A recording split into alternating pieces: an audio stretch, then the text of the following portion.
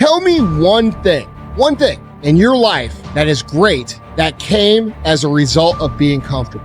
Most of us aren't defeated in one decisive battle. We are defeated one tiny, seemingly insignificant surrender at a time that chips away at who we should really be. It isn't that you wake up one day and decide, that's it, I'm going to be weak. No. It is a slow, incremental process. It chips away at our will. It chips away at our discipline. Move out of your comfort zone. It's the courage to move into your zone of discomfort where you feel awkward and clumsy and sometimes alone. The comfort zone is one of the greatest enemies of human potential and of your potential. The people that are really successful, they're not looking for comfort. They're looking for excitement. They're looking for potential. Give up this old idea, I just want to be comfortable. Quit lying to yourself. You know you seek more than comfort. So understand that when you're trying to avoid the pain, when you're trying to avoid the struggle, when you're trying to avoid the hard things in life, you are actively choosing to be average. Start putting some pressure on.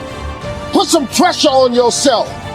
Get out here and get about it. Once you figure out that you're in a race amongst billions of people that live in this world, you're in a race by yourself. You have a purpose, and it's your purpose, not everybody else's purpose. It is your purpose and only your purpose, and it's your race.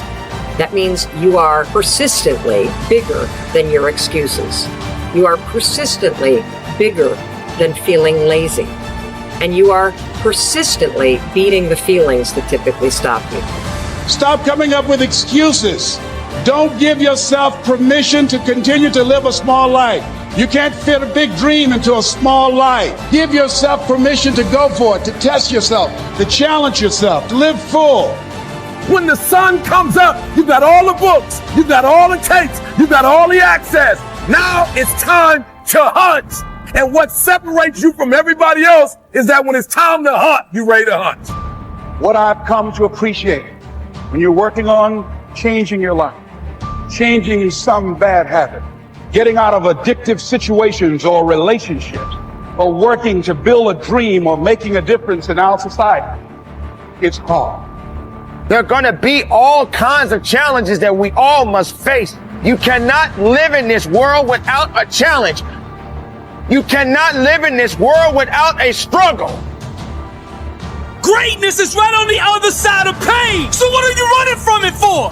You say you want to be successful, then push through it. Stop making excuses and go get it. The lack of self-discipline is the major cause of failure, frustration, underachievement, and unhappiness in life. It causes us to make excuses and sell ourselves short. Perhaps the two biggest enemies of success, happiness, and personal fulfillment are first the path of least resistance and second, the expediency factor. The path of least resistance is what causes people to take the easy way in almost every situation. They seek shortcuts to everything. They arrive at work at the last minute and leave at the first opportunity. They look for get rich, quick schemes and easy money. Over time, they develop the habit of always seeking an easier, faster way to get the things they want, rather than doing what is hard but necessary to achieve real success. The expediency factor, which is an extension of the law of least resistance, is even worse when leading people to failure and underachievement. This principle says people invariably seek the fastest and easiest way to get the things they want, right now, with little or no concern for the long-term consequences of their behavior. In other words, most people do what is expedient, what is fun and easy, rather than what is necessary for success. Every day, and every minute of every day, there is a battle going on inside of you between doing what is right, hard, and necessary, like the angel on one shoulder, or doing what is fun, easy, and of little or no value, like the devil on your other shoulder. Every minute of every day, you must fight and win this battle with the expediency factor and resist the pull of the path of least resistance if you truly desire to become everything you are capable of becoming. And then when you see people take on more responsibility and decide that they're going to aim up and confront their suffering honestly and forthrightly, that their lives get better. And the lives of people around them get better too. And so that's very strange as well, because it also means that the pathway to less suffering is through suffering, right? And that would be hopeful if the world was constituted that way. It's like, well, there's suffering. How do you make it worse? Run away. How do you make it better? Confront it. Yeah, but it's suffering. It's like, yeah, but it's there. There it is. It's right there. It's a precondition for existence or something like that. And it's like you have something important to do as well. And you confront it, and that's the pathway to transcending it. We need to figure out, like, now, today, what is, the best way to live your life? What is the, there's got to be ways where you can be putting forward the most positive energy. I mean, we know objectively what's causing pollution. We know objectively what's causing birth defects, and we're taking in too much chemicals and not enough vitamins. We know objectively all this stuff. We know how to organize our world, and yet we don't do it. We know how to organize our health, and yet very few people do it. We know all these things.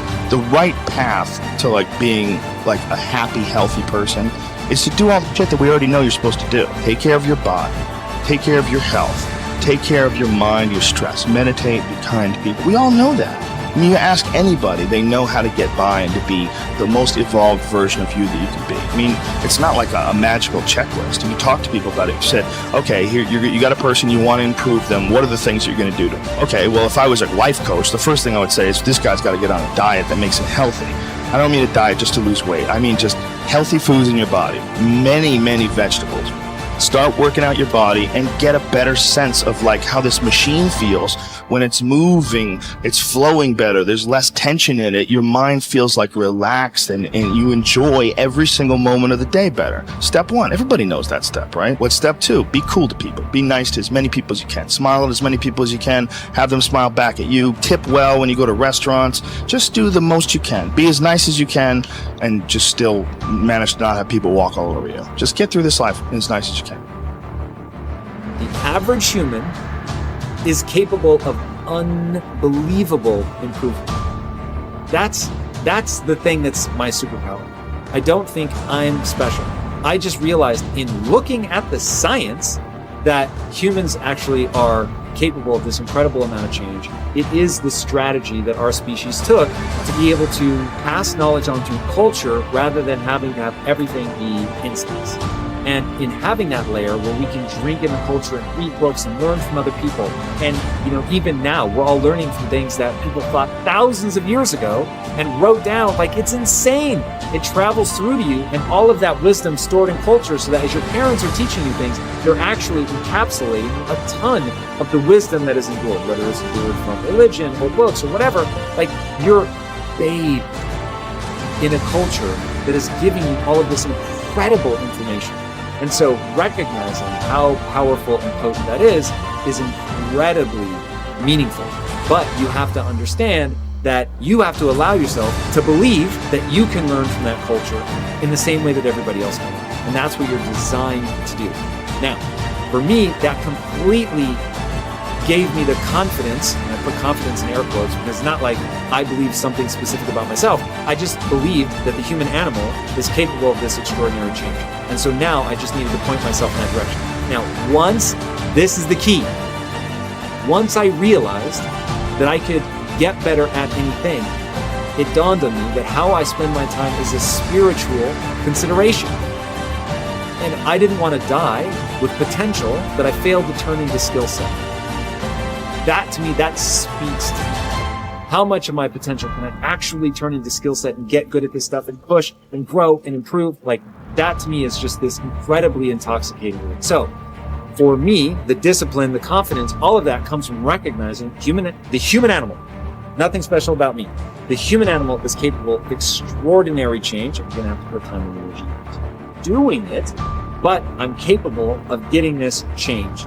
Therefore, I can do anything I set my mind to. Therefore, it really matters what I choose to spend my time on. Therefore, I want to put structure and discipline in my life so that I can move forward on things that excite me, that matter to me, because I really can't have this big crazy dream that I'm thinking of. So my discipline is really born of my desire to have that thing, coupled with my belief that I can actually get there. Desire and belief. Get those two things right, and the discipline will take care of itself.